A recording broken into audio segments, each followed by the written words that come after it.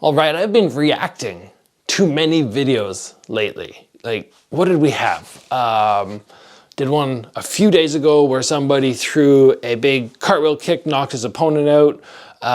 One with Nabil Anon, ONE FC champion, where he was sparring so hard with his Chinese sparring partner. Yesterday, we did one on Zuckerberg sparring with Pereira. Man, there's just been some fun stuff to talk about. Today, Ronda Rousey, who, man, I respect what she did, but I've never been a big fan of her personally. But I kind of like what she said in this podcast, in this interview, where they were asking her, well, how much money would it take to get you back into fight sports? And she was like, $1 billion. And the guy's like, well, what about 350 million? She's like, no, $1 billion. 150 million. $1 billion. So she's just throwing out this massive, ridiculous number because she's not going to do it. Because she has everything she needs in life. And she just said, extra money is not going to change anything for me. I mean, I have everything I want. There's nothing that would really change my life. And I got to respect that. People calling you back. I mean, she didn't have a good end to her career. And apparently has had a lot of concussion problems, which I feel for her because it sounds very sad when that happens to fighters. And I've had people message me and talk about their experience, and it sounds terrible, terrible. I've been very lucky. But the point of it, this whole thing was the host asks her like, oh, okay, well, you know, what if you could fight me for a whole bunch of money? Beat the shit out of you in your backyard for this house. How long do I get to train? And she started laughing. He's like, I couldn't beat you anyway. And he said he was asking Joe Rogan or something like that, how long I'd have to train to beat you. I was just talking to Joe on the walk over. How long for me to train to beat Ronda? And Ronda Rousey just looks at him and she's like, well, Joe wouldn't know. He wouldn't know. He's not an expert. He's a fan with an audience. He wouldn't know. He's not a real fighter.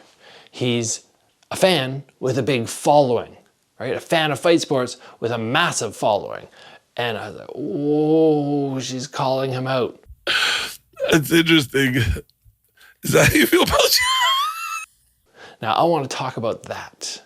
I want to talk about that thought process. Because Ronda Rousey, obviously UFC champion, incredible at judo. Very good takedowns, very good armbar. Striking, like, man, I could go through and do a video on her striking and her training for striking and find so many mistakes.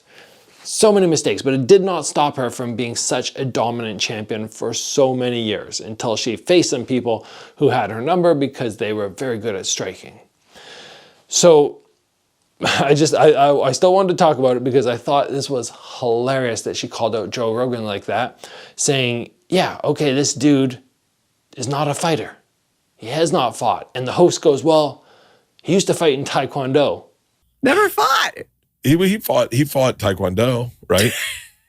Never fought. That's not fighting. And she has this little smile. That's not fighting. And I would agree with her, right? There are martial arts like point fighting and Taekwondo and Aikido where there's not competition, but there's these ones where, yes, you can technically compete, but it's not a real fight sport where the rules are completely opened up and you're trying to knock somebody out and you have killers across from you.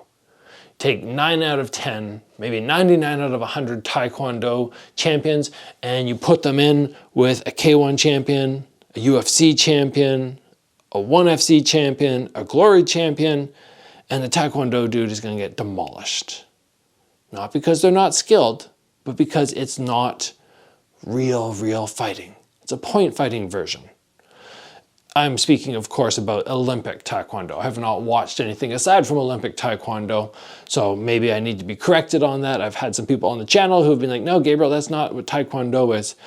But the point is, okay, yes, Joe Rogan has not had real fights. I've heard rumors about him talking in the past about real fight, but hasn't had them.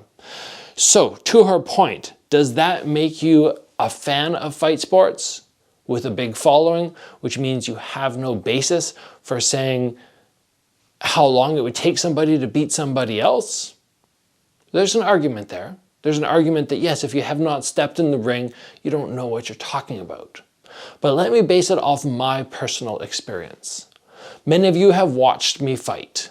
You've watched me win those belts behind me. Who do I have in my corner? I have my brother, number one, in my corner. My brother is pretty much like me, right? He didn't stick around in it for as long as me, but he started training at the same time as me. He had his first fight actually before I had my first fight, even though he was younger, and he went 10-0. Okay? So he's the one guy in my corner. The other person who is often in my corner for many, many years is my buddy Craig. He's the guy with the big beard. Now, Craig had one fight. He trained with us for lots and lots of time, but you would not call him a fighter in the sense that he had a whole massive career. When somebody says, how many times have you fought? You go, one.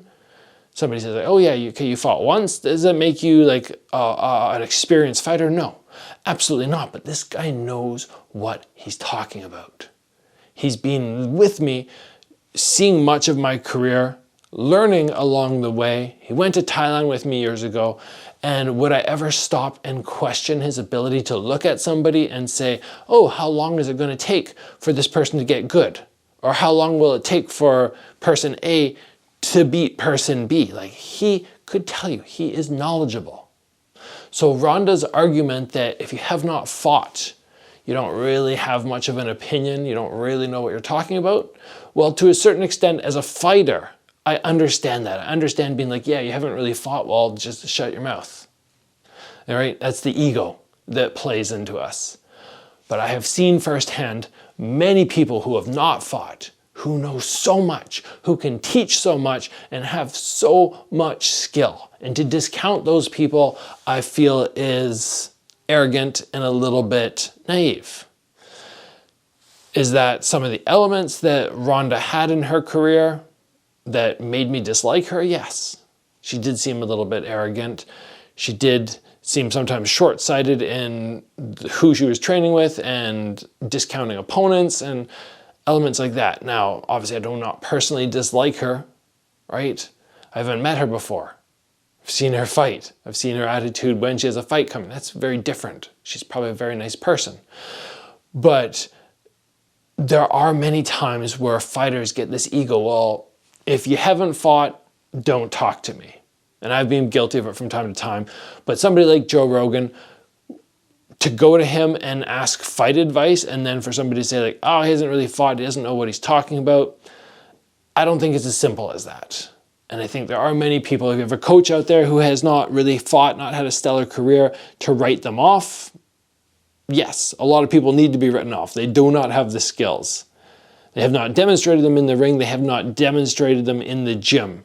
But when you have those people who can show you the knowledge, who can show you their skill set when they strike, who have been behind the scenes helping others, I think those people can certainly tell you so much about fight sports and guide you to wherever you want to go. Anyway, that was just my take on an interesting subject, I thought, and it was very intriguing to me to see a UFC champion like her kind of call out Joe Rogan. Anyway, that's it, guys. Enjoy your day, and I'll see you back on the channel very soon.